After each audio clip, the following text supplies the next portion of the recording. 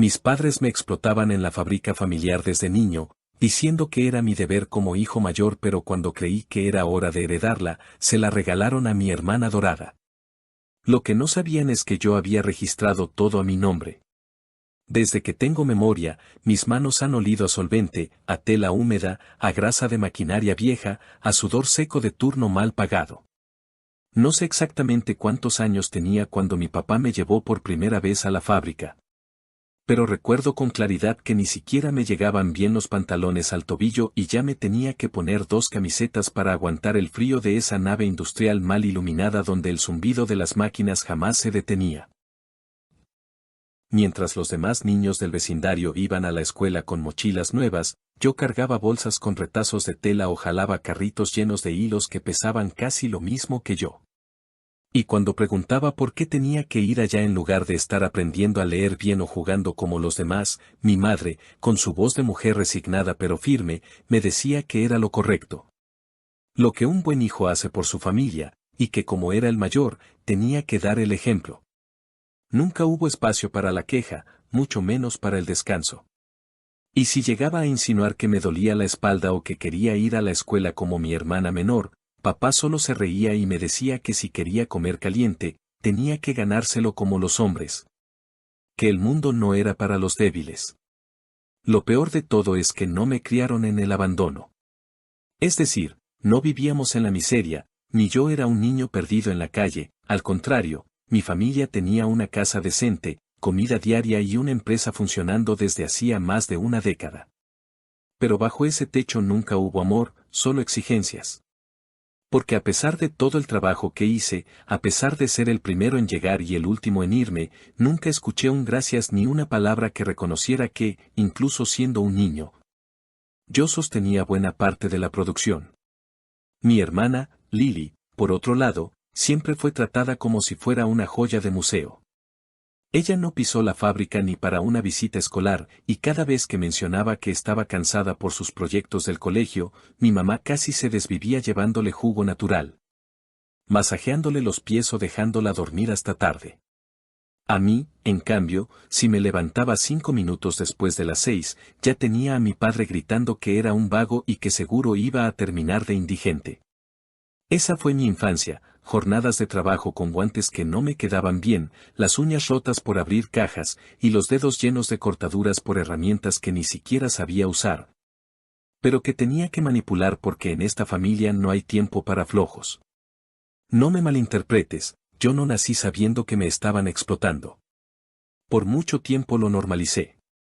Crecí creyendo que de verdad estaba haciendo lo que un buen hijo debía hacer, que estaba ayudando a construir algo que un día sería mío, que todo ese sacrificio valía la pena porque algún día sería recompensado. Y cuando empecé a crecer, a aprender de contabilidad en Internet, a llevar los libros y a lidiar con proveedores porque mis padres no sabían ni redactar bien un correo, la idea de que yo estaba preparándome para heredar la empresa se volvió parte de mi identidad. Ya no me dolía tanto estar ahí mientras otros salían de fiesta, ya no me frustraba perderme los fines de semana o tener que sacrificar mi vida personal. Estaba convencido de que todo tenía un propósito. Incluso cuando empecé a notar que mi hermana seguía sin involucrarse, que cada vez que había una reunión importante mis padres le daban un lugar privilegiado en la mesa mientras yo estaba en la parte técnica. Incluso entonces me negué a ver lo obvio. Fue por eso que cometí el error de confiar ciegamente cuando, a mis 22, propuse formalizar la empresa como una LLC para protegerla legalmente y modernizar su estructura. Mis padres, que apenas si entendían cómo funcionaba eso, firmaron los documentos sin leer nada. No lo hicieron por confianza, sino porque estaban acostumbrados a que yo lo hiciera todo, y ya les daba igual leer, preguntar o entender. No sospecharon ni un segundo que yo estuviera haciendo algo más que ser su burro de carga, su hijo obediente. Pero yo sí estaba haciendo algo más. Desde hacía tiempo, yo ya había empezado a ver cómo operaban otras fábricas, cómo manejaban las relaciones legales y qué tipo de vacíos podrían ser utilizados a favor o en contra. Así que redacté todo con un abogado externo, alguien ajeno a la familia, alguien que solo respondiera ante mí. Registré la empresa con una estructura donde yo tenía el control mayoritario y ellos figuraban apenas como miembros simbólicos. También protegí las modificaciones que había hecho en las máquinas, las patentes caseras, las mejoras logísticas, todo bajo mi nombre. Lo hice en silencio, no por ambición, sino porque conocía demasiado bien el tipo de gente que eran. Y porque en el fondo ya sentía que un día iban a intentar quitarme todo. Lo que nunca imaginé es que ese día iba a llegar tan sucio, tan descarado y tan humillante. Lo anunciaron en una cena. Ni siquiera una reunión formal, ni una conversación privada. No. Fue una cena familiar donde invitaron a unos cuantos vecinos, a viejos conocidos y hasta al maldito cura del barrio. Mi madre, vestida con uno de sus mejores vestidos, se levantó después del postre y dijo que quería compartir una noticia importante, algo que los llenaba de orgullo como padres. Luego mi padre, con una copa de vino en la mano y la sonrisa de quien cree que tiene la vida bajo control, anunció que después de muchos años de sacrificio y trabajo duro, habían decidido entregar el mando de la empresa a la persona con más visión, sensibilidad y carisma para llevar el legado familiar al siguiente nivel, su hija Lily. Yo pensé que era una broma. Literalmente me quedé congelado, con el tenedor en el aire, esperando que soltaran una carcajada y dijeran mentira. Pero no. Siguieron hablando como si de verdad tuviera sentido. Como si Lily, la misma que nunca tocó un telar, la que no sabía ni cuánto costaba un carrete de hilo, fuera la elegida para llevar el negocio. Diciendo que ella sabía tratar a la gente y que tenía formación universitaria, como si eso borrara 2 décadas enteras donde yo fui quien sostuvo esa mierda. No dije nada. No esa noche. Ni una palabra. Me tragué la rabia como me tragué el whisky, con un nudo en la garganta y las manos escondidas bajo la mesa para no mostrar que las tenía cerradas en puños. Me fui antes del brindis, sin despedirme. Porque en ese momento, algo en mí se quebró de una forma que ya no podía repararse. Me fui sabiendo que esa fábrica jamás volvió a ser de ellos desde el día en que firmaron aquellos papeles. Me fui sabiendo que por primera vez en mi vida, tenía el control. Y que no iba a perdonarlos, no esta vez. No después de todo lo que me robaron. Porque lo que no sabían, lo que jamás imaginaron, es que yo había hecho algo más que trabajar para ellos. Yo había asegurado que nada, absolutamente nada, pudiera ser suyo sin pasar primero por mí.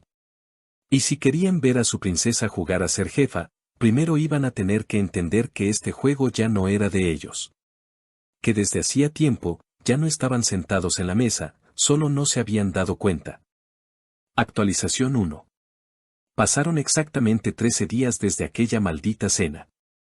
13 días en los que no atendí llamadas, no respondí mensajes, no me acerqué a la fábrica ni volví a pisar la casa de mis padres. Me fui a un pequeño motel al sur de Houston, uno de esos con alfombras gastadas, olor a cloro mezclado con tabaco viejo y ventanas cubiertas por cortinas baratas que apenas dejaban pasar la luz. Me encerré ahí sin decirle a nadie, no porque estuviera deprimido o deshecho, sino porque necesitaba pensar con calma, respirar sin que el odio me apretara el pecho y sobre todo, poner en orden los documentos que llevaba años guardando como si fueran fósiles. Recuerdo que me sentaba en la cama con la laptop encendida y los papeles extendidos por todo el colchón como si estuviera armando un caso judicial, porque, de hecho, lo estaba haciendo. No era cualquier venganza improvisada, no iba a actuar con impulso. Ya había sido demasiado paciente todos esos años, ahora necesitaba ser meticuloso, certero, definitivo. Ellos querían una guerra. Bien, yo iba a darles una, pero no de gritos y portazos, sino una que se sintiera en el silencio, en cada cuenta congelada, en cada contrato suspendido, en cada maldita factura rechazada. Yo no iba a levantar la voz. Iba a levantar el acta. El primer paso fue llamar a una persona a la que no hablaba hacía tiempo, Marco, un viejo amigo de la universidad, con quien había hecho varios proyectos durante los años en los que, mientras trabajaba de día en la fábrica, estudiaba contabilidad y derecho empresarial en línea como si mi vida dependiera de ello. Y de hecho, dependía. Marco era ahora abogado corporativo en un bufete bastante sólido en Dallas. Me contestó en menos de una hora y cuando le conté, con detalle y sin omitir nada, todo lo que había pasado, se quedó callado unos segundos y luego soltó un largo suspiro. Me preguntó si tenía todo lo que le había contado por escrito. Le respondí que no solo lo tenía, lo había organizado por fechas, escaneado en PDF, respaldado en 2 USB y guardado en un servicio en la nube con contraseña doble. Me pidió que lo viera al día siguiente en su oficina y que llevara todo conmigo. Manejar hasta Dallas fue como atravesar la línea entre dos vidas. Atrás quedaban los años de esclavo disfrazado de hijo obediente. Ahora era yo quien tenía el volante. Esa reunión fue la primera vez en años que me sentí completamente en control. Marco revisó uno por uno los documentos. Empezó por el acta de constitución de la LLC donde yo figuraba como único gerente general con derecho de voto absoluto y mis padres aparecían solo como socios sin poder de decisión. Luego leyó las cláusulas donde yo tenía derecho de veto sobre cualquier operación financiera, y donde además se reconocía que cualquier modificación debía pasar por mi aprobación firmada. Después encontró las patentes caseras registradas bajo mi nombre, los planos de las máquinas que había adaptado junto con un técnico que les debía favores de cuando le ayudé a salir de una deuda con el IRS. Y lo mejor de todo, el pagaré que firmaron mis padres cuando les presté $5,000 hace 7 años para evitar el cierre de la fábrica en un momento crítico. Y donde claramente cedían cualquier participación futura de la empresa a cambio de ese dinero. Ese documento estaba notariado, fechado y guardado como una reliquia. En su momento pensé que lo había hecho por simple seguridad. Ahora me daba cuenta de que era mi arma más jodidamente poderosa. Cuando Marco terminó de leer, me miró con una mezcla de asombro y diversión. Me dijo que, legalmente, ellos no eran dueños de un carajo. Que todo, absolutamente todo, me pertenecía a mí.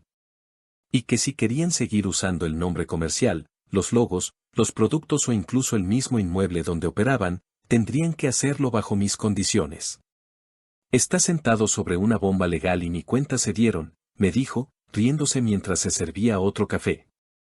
Me explicó que lo primero que debíamos hacer era notificar a los bancos y proveedores sobre la situación jurídica de la empresa. Bloquear cualquier intento de transferencias desde cuentas que no estuvieran autorizadas por mí y enviar una carta de cese y desista a nombre de Lily para que no usara el nombre ni actuara como representante legal. Mientras hablaba, yo no podía evitar pensar en la cara de mis padres cuando vieran esa carta, en cómo sus planes de entregar todo a su niña dorada se iban a ir al carajo con una simple hoja firmada. Volví a Houston con una carpeta manila repleta de documentos y una sonrisa que me salía sola cada vez que pensaba en lo que se venía. Pero no actué de inmediato. No. Me tomé 2 días más para revisar todo por mi cuenta, para asegurarme de que no había cabos sueltos.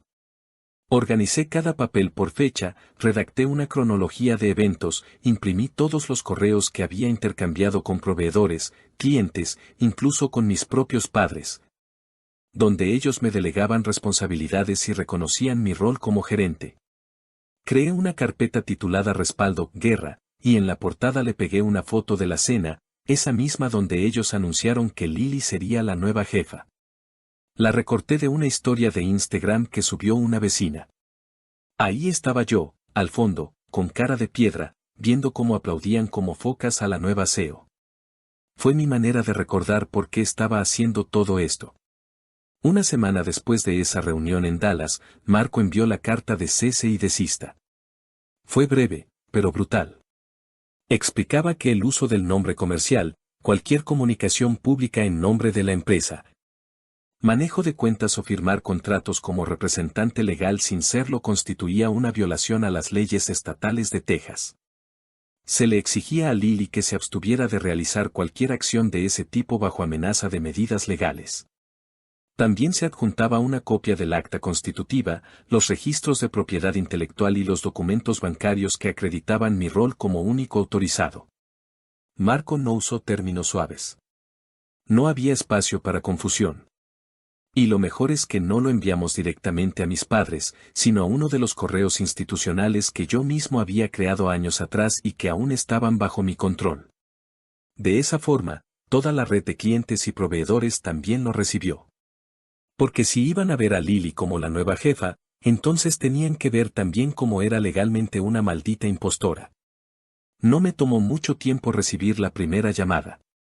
Fue mi madre, llorando, gritando que qué significaba esa carta, que si estaba loco, que cómo me atrevía a humillar a la familia de esa manera. Yo solo escuché. No dije ni una palabra hasta que terminó. Luego le respondí con la voz más seca que me salió que todo lo que ella había hecho en esa cena fue un intento de robarme la vida entera, y que si creía que eso iba a quedar impune, entonces no me conocía en lo absoluto. Me colgó entre insultos y sollozos. La siguiente llamada fue de mi papá. Ese no lloraba. Ese rugía. Dijo que era un malagradecido, que él me había dado techo y comida toda la vida, que como me atrevía a actuar como si fuera el dueño de todo. Le respondí que no actuaba como tal, yo era el dueño de todo. Y que si quería jugar a la guerra, entonces que se preparara para perder más que el orgullo. Me colgó. No volví a saber de ellos hasta que Lily apareció por sorpresa en la oficina 2 días después. Pero eso ya fue otra historia. Y una de las mejores partes. Actualización 2. Pasaron 5 días exactos desde que enviamos la carta. 5 días en los que el silencio por parte de mis padres se convirtió en una especie de sentencia. No hubo más llamadas, ni mensajes, ni siquiera algún intento patético de disculpa. Solo silencio. Y yo sabía que era porque estaban intentando resolver todo por su cuenta, creyendo que podían revertir el golpe legal como si fuera una pelea de domingo donde el que gritaba más ganaba.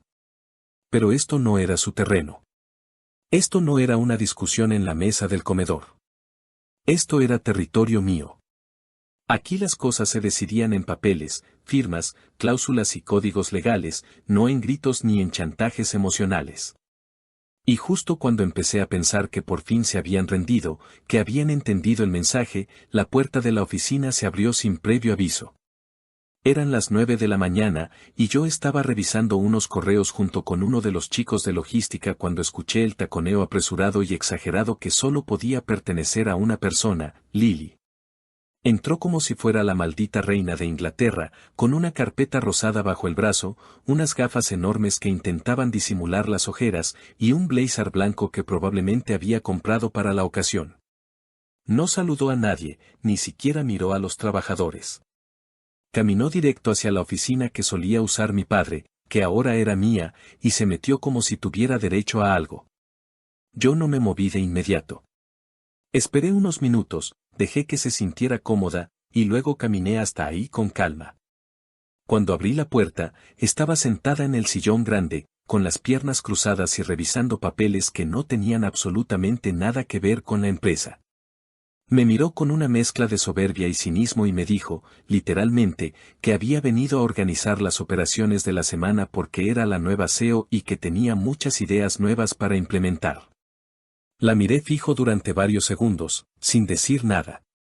Me senté frente a ella, apoyé los brazos en la mesa y le pregunté, sin levantar la voz, qué carajos creía que estaba haciendo. Su respuesta fue tan ridícula que por poco suelto la carcajada. Dijo que no tenía que explicarme nada, que nuestros padres ya le habían dado el negocio, y que yo podía colaborar si quería. Pero que no iba a dejar que mi enojo infantil arruinara el futuro de la empresa. No respondí. No aún. Me levanté, abrí el cajón, saqué una copia de la carta que ya le habíamos enviado y la dejé sobre la mesa. Le pedí que la leyera en voz alta. Ella frunció el ceño, la tomó con desgano y empezó a leer. A medida que avanzaba, su cara fue perdiendo color. Trató de disimularlo, claro. Dijo que todo eso era un malentendido, que mis papás le habían prometido el puesto y que si yo tenía problemas de autoestima por no ser el más carismático de la familia, eso no era su culpa. Pero ya no hablaba con tanta seguridad. Cuando le dije que el banco había congelado las cuentas y que cualquier intento de transferencias o contratos firmados por ella serían considerados fraude, su voz se quebró por primera vez. Intentó ponerse firme, se paró de la silla, me señaló con el dedo y dijo que yo no tenía idea de lo que estaba haciendo, que estaba destruyendo la familia. Le respondí que ellos la destruyeron la noche en que me quitaron lo que me había ganado con sangre. Y que ahora lo único que estaba haciendo era asegurarme de que aprendieran a la fuerza lo que se negaron a entender por las buenas, que la fábrica era mía. Que todo lo que veían, desde las máquinas hasta el puto ventilador de techo que apenas funcionaba, llevaba mi nombre en los papeles. La escena habría terminado ahí si no fuera porque, en su afán de demostrar autoridad, salió de la oficina y se dirigió directo al área de producción. No sé qué mierda pensaba que iba a lograr, pero se paró frente a los obreros y dijo, con una voz exageradamente dulce, que estaba allí para mejorar el ambiente laboral y modernizar los procesos. Algunos de los trabajadores se miraron entre ellos, otros simplemente siguieron con lo suyo. Nadie la respetaba. Nadie la conocía. Nadie había visto su cara jamás. Pero eso no la detuvo. Anunció en voz alta que haría una reestructuración y que algunas personas serían despedidas para dar paso a nuevos talentos enfocados en el mundo digital. Entre esos supuestos despedidos estaba Tomás, un señor de casi 60 años que llevaba más de 30 trabajando ahí, que me enseñó a usar la máquina de costura industrial cuando yo tenía 12. También mencionó a Leticia, una madre soltera que siempre cubría turnos extras sin quejarse. Y como si fuera poco, dijo que iba a traer a un equipo nuevo de marketing, compuesto por unas amigas suyas que, según ella, sabían conectar con las nuevas audiencias. Amigas que, por cierto, nunca habían pisado una fábrica ni sabían distinguir entre algodón y poliéster. No dejé que llegara más lejos. Me acerqué, le quité el micrófono de mano, sí, había agarrado uno de los micrófonos del sistema de audio interno como si estuviera en un maldito mitin político, y le pedí que saliera del lugar inmediatamente. Frente a todos. Con voz firme, sin gritar, pero con suficiente fuerza como para que no quedara duda. Le dije que su presencia no era bienvenida, que no tenía autoridad alguna, y que de no retirarse voluntariamente, iba a llamar a la policía para que la sacaran por invasión a propiedad privada. Todos se quedaron en silencio. Nadie movió un músculo. Lily, con la cara completamente roja y los ojos húmedos, me miró como si no pudiera creer lo que estaba pasando. Como si recién en ese momento entendiera que ya no tenía el control de nada. Y cuando le recordé que incluso los derechos del inmueble estaban a mi nombre, dio media vuelta, murmuró algo ininteligible y se fue caminando rápido, tropezando con uno de los carritos de telas en el camino. Después de eso, reuní a todo el equipo. Les expliqué lo que había pasado, les mostré los documentos, y les dije que no iba a permitir que nadie que no hubiera estado ahí desde el principio intentara borrarlos del mapa. Les prometí que sus trabajos estaban seguros y que cualquier cambio que hiciera sería consensuado, con respeto y bajo un esquema justo. Hubo aplausos, algunos con los ojos vidriosos, y fue la primera vez en muchos años que sentí que tenía más que una empresa, tenía un equipo, gente que realmente valoraba el esfuerzo. Gente que, a diferencia de mi familia, entendía que todo lo que había construido no era por casualidad ni por capricho. Era por sacrificio. Por trabajo real. Esa noche, ya en mi apartamento, abrí una cerveza, me recosté en el sofá y me permití sonreír. No era una sonrisa de alegría. Era una sonrisa amarga, de esas que te salen cuando sabes que todavía falta mucho, pero al menos diste el primer golpe. Porque esto no había terminado. Ni de cerca. Sabía que iban a contraatacar. Sabía que iban a buscar abogados, testigos, quizás hasta mentiras.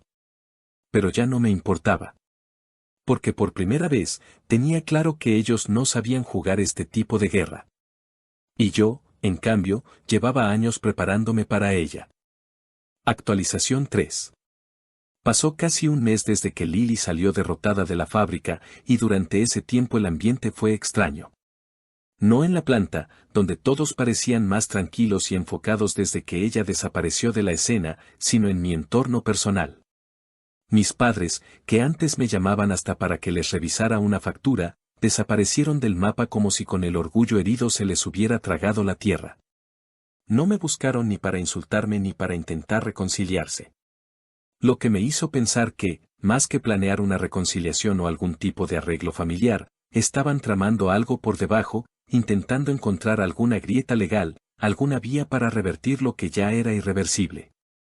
Pero no podían.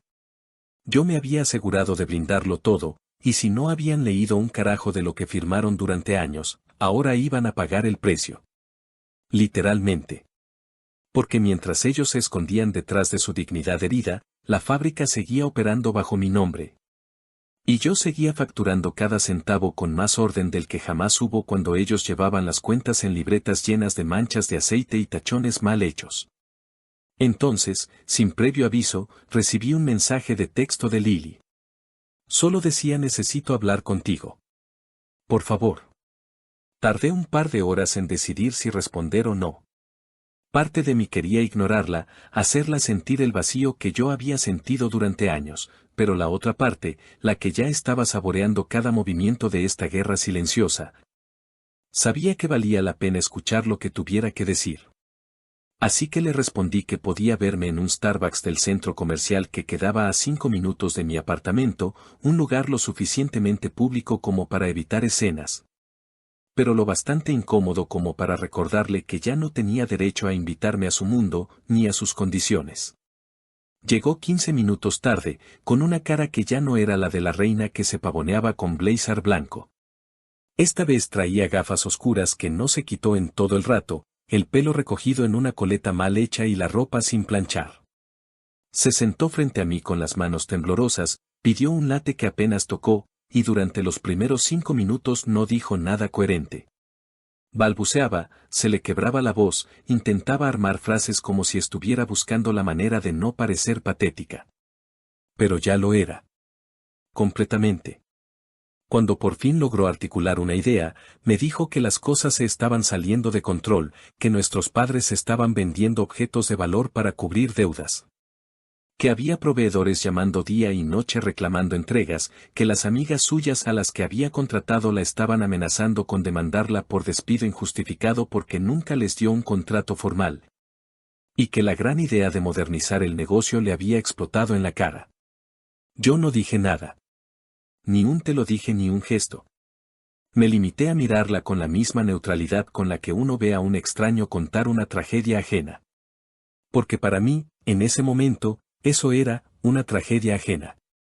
Entonces sacó una carpeta. Rosa, otra vez. Como si no entendiera lo ridículo que era ese color en medio de un hundimiento. La puso sobre la mesa, la abrió con torpeza, y me mostró un documento que, según ella, era un plan de salvación. Me explicó que después de revisar bien los papeles con un conocido de la familia que era abogado de seguros, habían llegado a la conclusión de que era más inteligente hacer un acuerdo interno. Te cedemos un 30% más del negocio si tú quitas las restricciones bancarias y devuelves el control administrativo. Nosotros nos hacemos a un lado, y tú puedes dirigir todo, pero con nosotros como respaldo, me dijo, como si me estuviera ofreciendo el maldito santo grial. Me le quedé mirando, procesando la estupidez de su propuesta, y después de un silencio lo suficientemente incómodo como para hacerla sudar, le respondí: ya tengo el 100%, Lily. Ya no tienen nada que ofrecer. Ni el nombre, ni el control, ni el edificio, ni la maquinaria.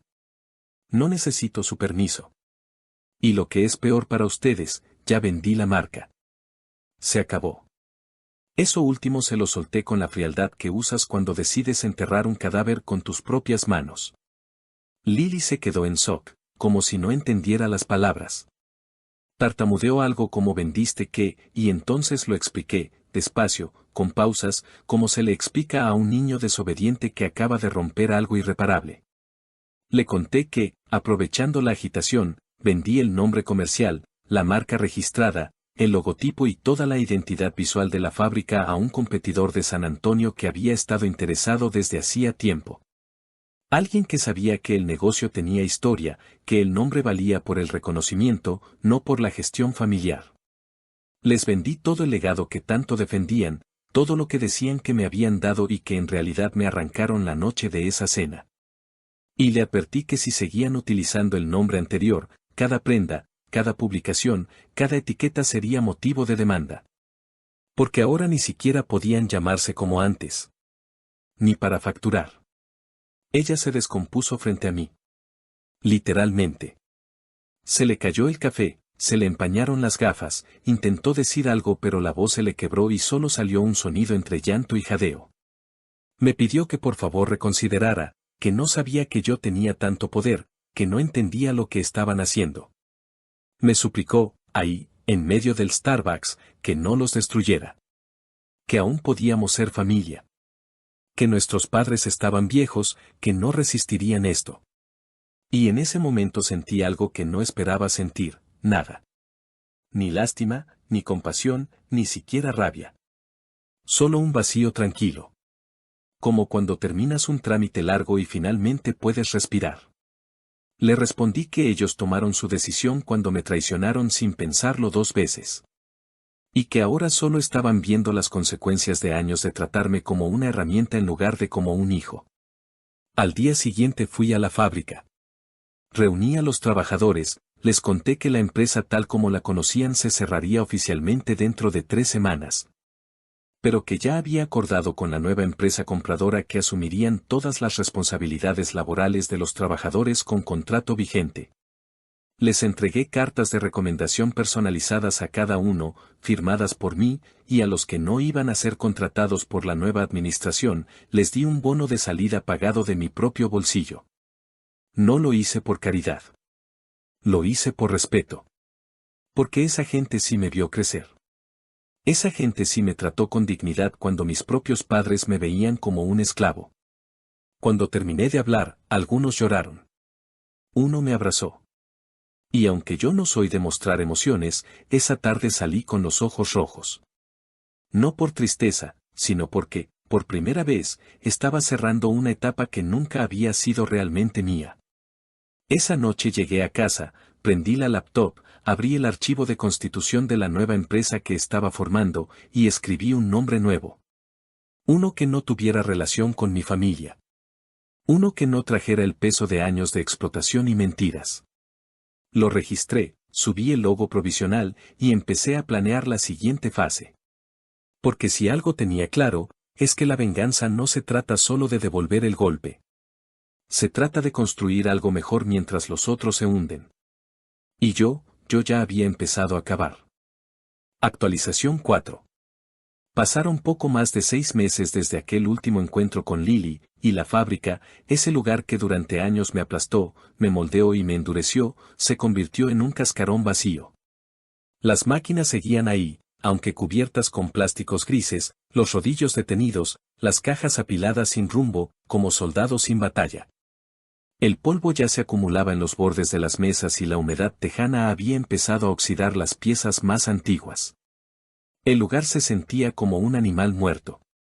Y yo, por primera vez en mi vida, lo recorría sin rencor. Había algo extraño en volver allí sin tener que demostrar nada. Ni a mi padre, ni a mi madre, ni a Lily. Era mío. Había ganado. Y sin embargo, no sentía triunfo, sino determinación. Porque tenía claro que si iba a levantar algo nuevo, lo iba a hacer desde mis propias reglas, con gente que supiera lo que es sudar de verdad, y sin ningún lazo de sangre que se atreviera a pisarme otra vez. Durante esos meses, mientras mis padres trataban de contener el derrumbe económico que ellos mismos provocaron, yo trabajé en silencio. Registré mi nueva empresa bajo un nombre completamente distinto, uno que no hacía alusión a familia ni a tradición, sino a innovación y trabajo digno. Utilicé una LLC pantalla que creé junto con Marco, mi abogado, para adquirir tanto la vieja nave industrial como la casa donde mis padres aún vivían. Esa misma que hipotecaron en secreto cuando intentaban ampliar la línea de bordado a espaldas mías. El banco, por supuesto, no esperó. En cuanto dejaron de pagar las cuotas, ejecutaron la hipoteca y pusieron todo en subasta.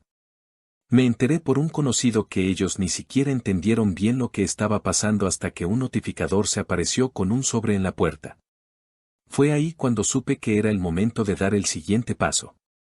No les avisé. No les advertí. No intenté negociar ni hablarles de nuevo. Solo fui a la subasta, oferté el precio justo y compré ambas propiedades por separado. En total, lo que me costaron fue menos de la mitad de lo que valían hace apenas un par de años. Irónico.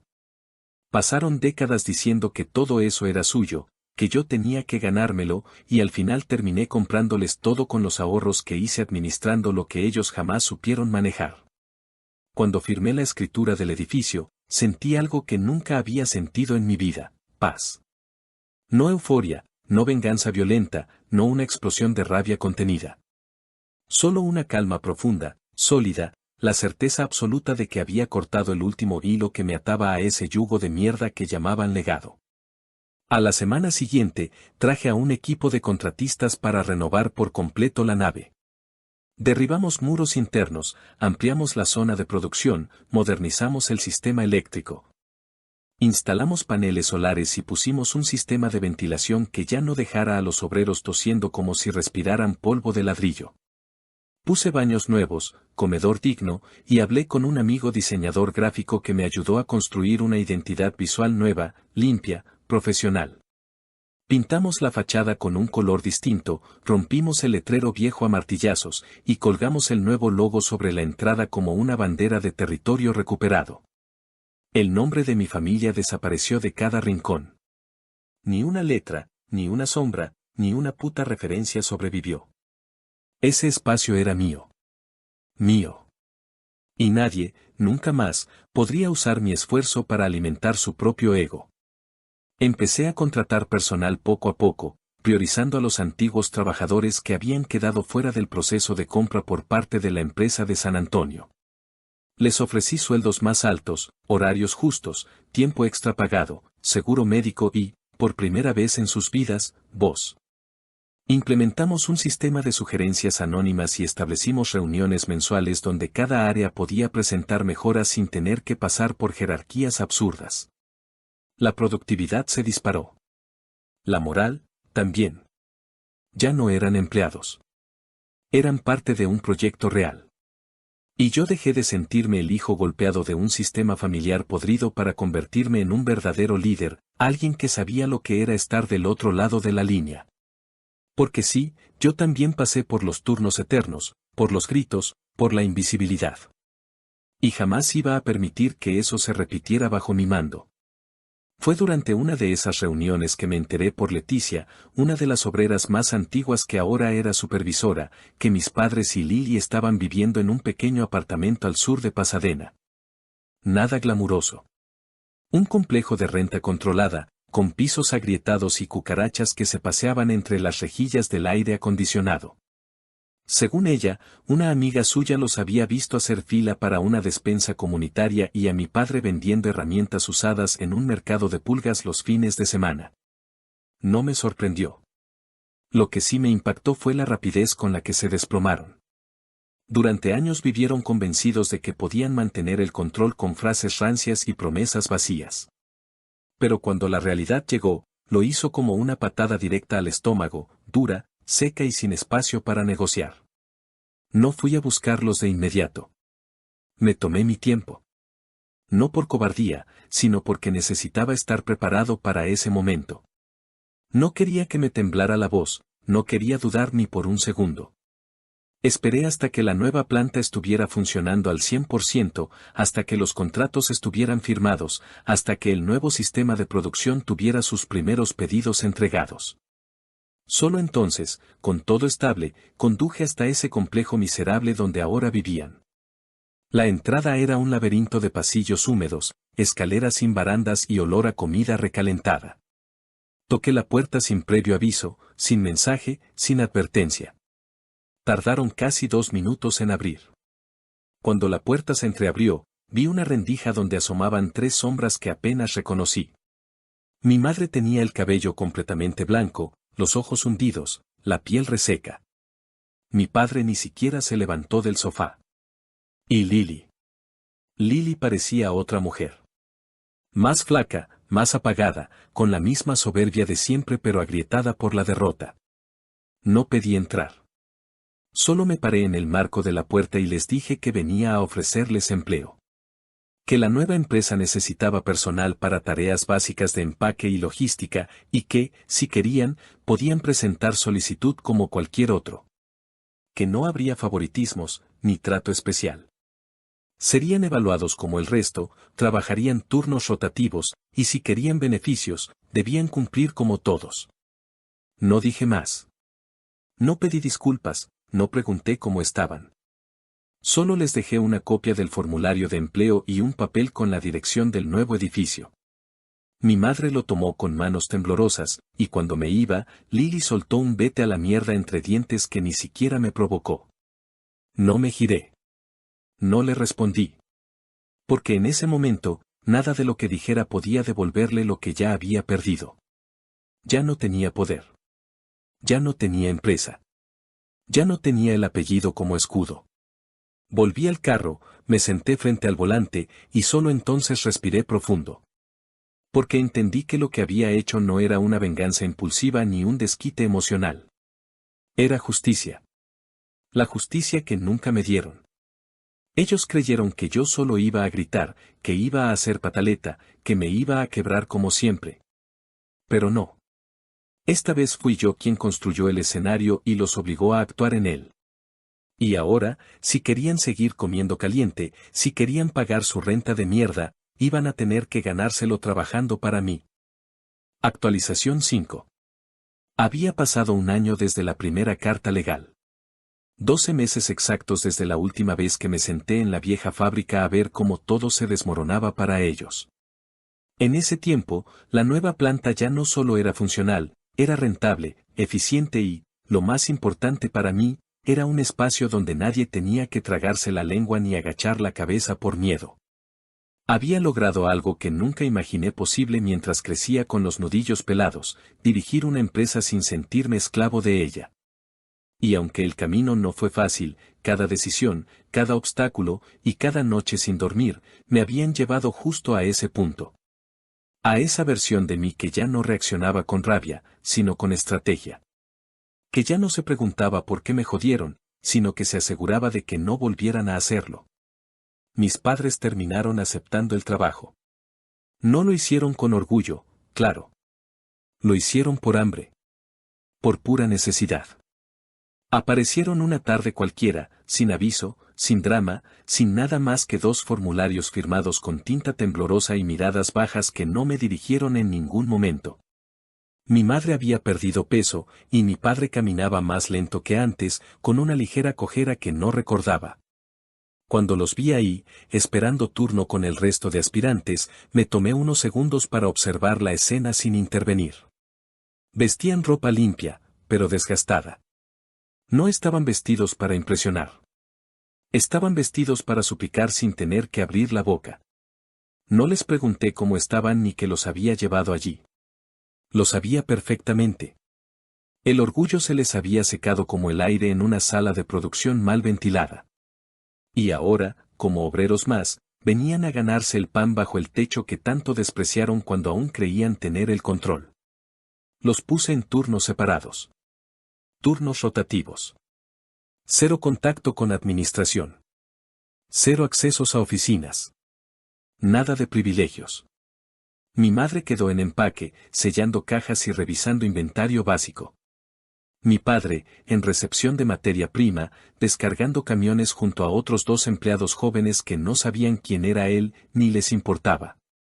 No les di uniforme personalizado, ni tarjetas especiales, ni nombres en ninguna puta pared. Eran solo empleados. Como los demás. Como tantos que ellos despreciaron en su momento. Me aseguré de que no tuvieran contacto directo conmigo. No por cobardía, sino porque no necesitaba humillarlos con gritos ni con escenas teatrales. Su sola presencia ahí, cumpliendo órdenes en una empresa que ellos creían enterrada, ya era suficiente. Y no pasaron ni 2 semanas antes de que empezaran a desmoronarse. Mi padre aguantó los primeros días como un toro viejo. No hablaba, no se quejaba, no pedía nada.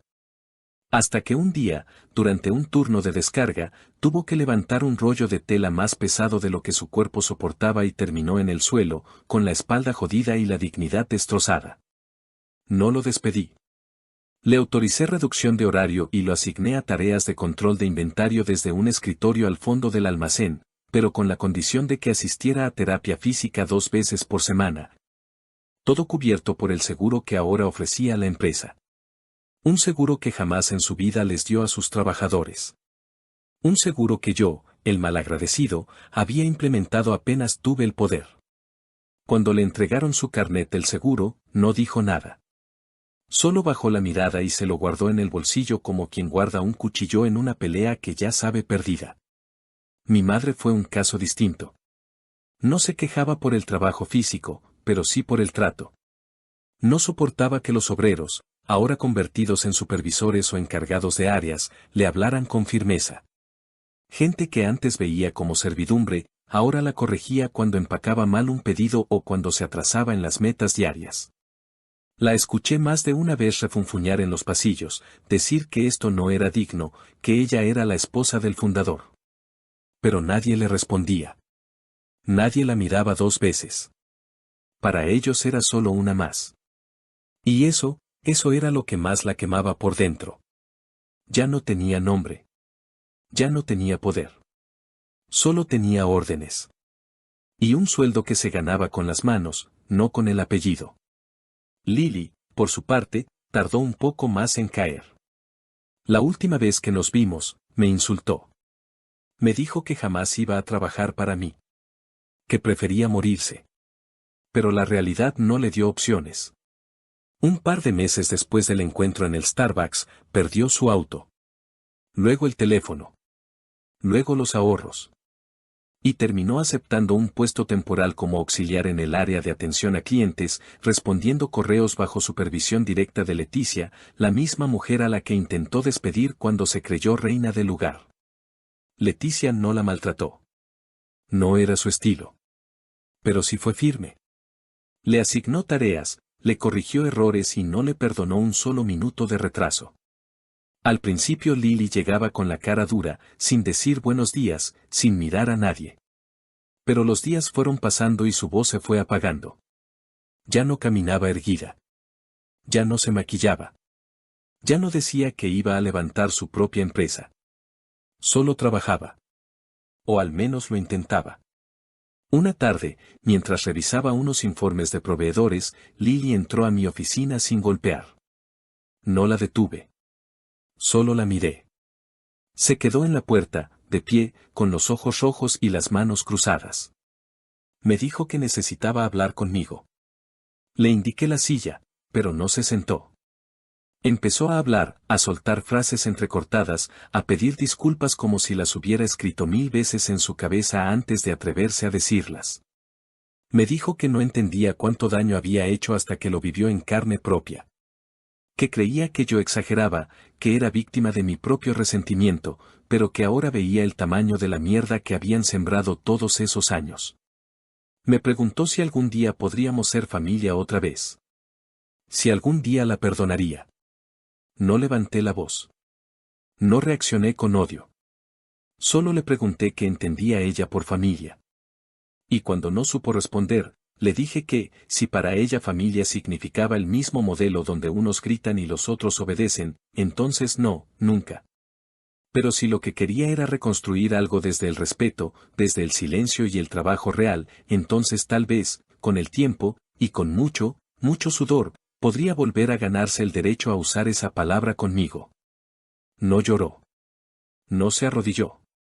Solo bajó la cabeza, murmuró un gracias casi inaudible y se fue. Yo volví a mis papeles. A mis horarios. A mis metas. Porque ya no necesitaba un cierre emocional. Ya no esperaba disculpas teatrales ni gestos que compensaran el pasado. Ellos no podían darme nada. Porque todo lo que había construido, lo hice yo. Con mis propias manos. Y ahora, cada vez que pasaba por el pasillo donde trabajaban, los veía sellar cajas con el logotipo nuevo. Ese que no tenía su nombre. Ese que no les debía ni una sílaba.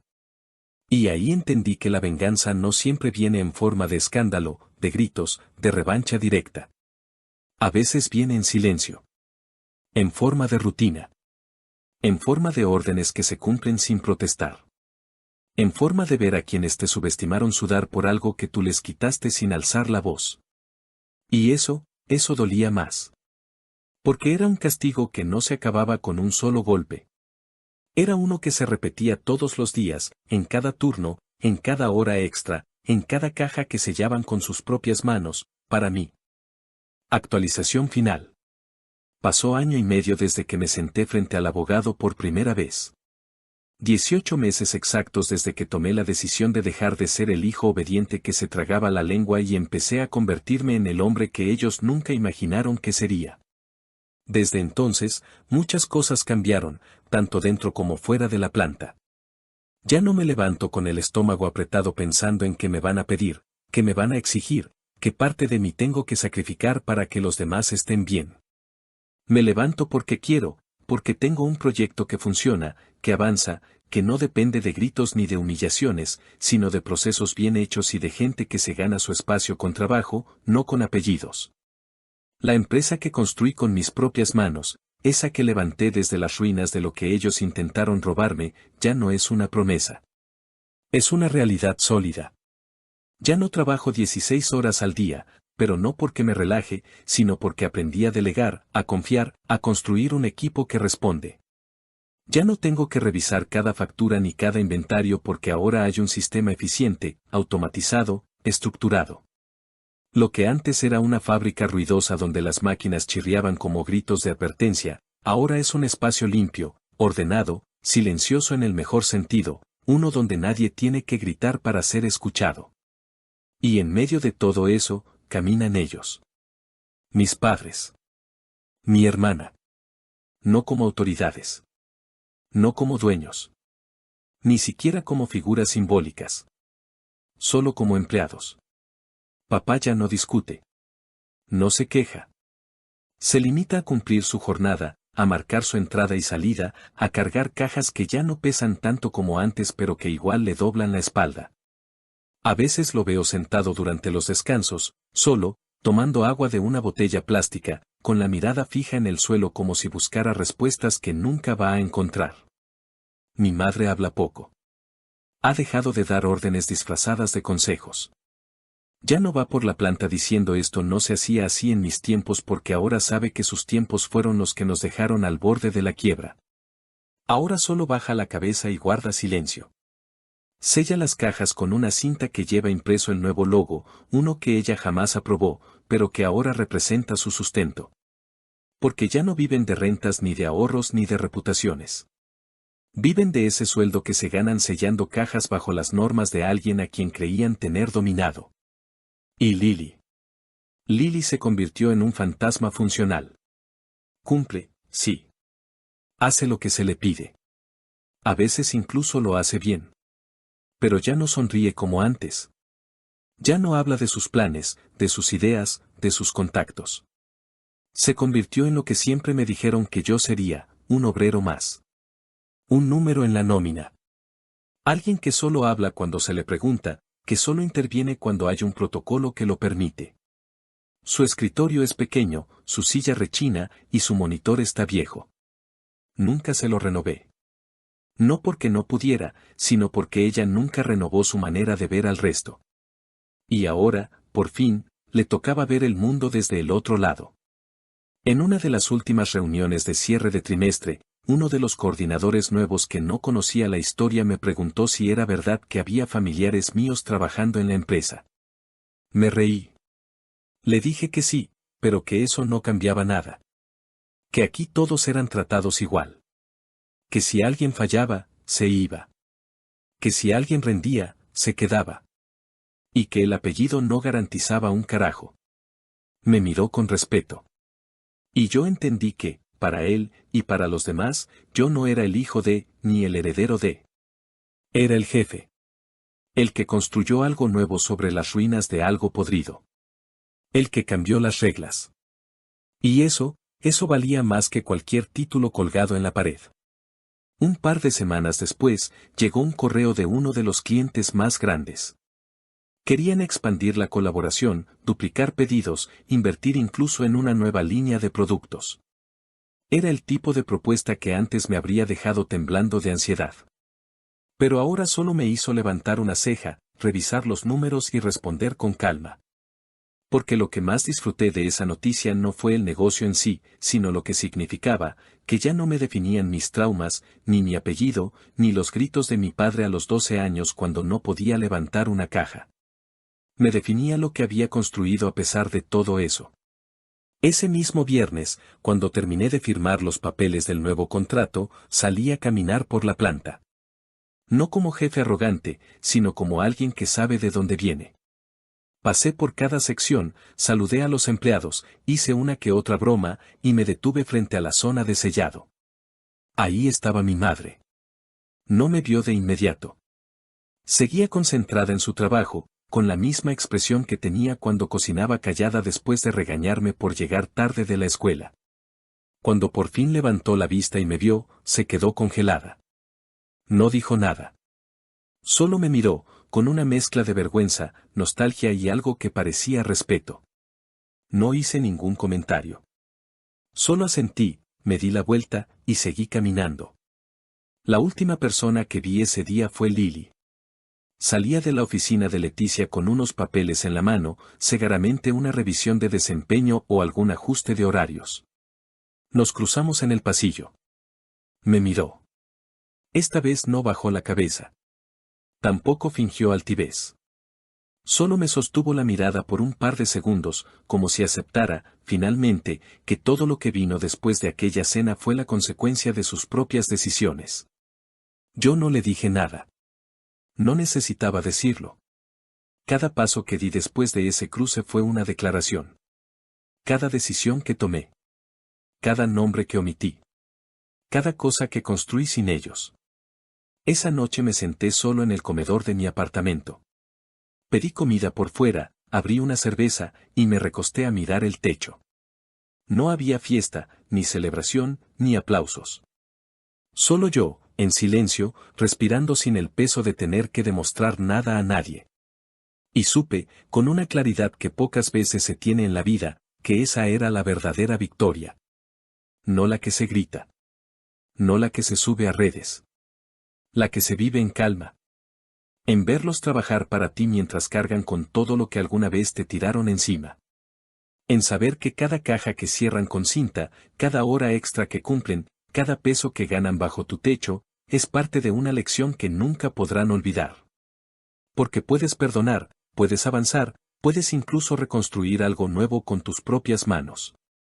Pero jamás, jamás debes permitir que quienes te rompieron se vayan creyendo que no pasó nada.